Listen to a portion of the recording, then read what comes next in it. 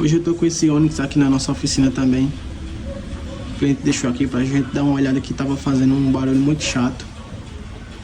Quando ele enrolava a direção, ele dava um ringido. Eu vou mostrar a vocês o que é o defeito desse carro. O defeito desse carro é as beletas. Já estão com folga. Tá fazendo um barulho muito chato. Você que tem Onix, Prisma, já trocaram as beletas do carro de vocês? Fazer a substituição desse par de beleta.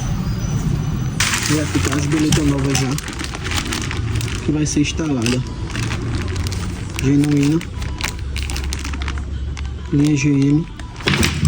Vamos fazer a instalação e resolver mais um defeitozinho que esses carros têm de beleta.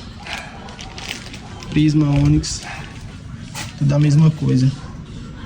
Fazer a substituição desse parzinho de beleta. Você que tem Onix, Prisma, deixe nos comentários aí se vocês já trocaram essas beletas já no carro de vocês. Valeu, galera!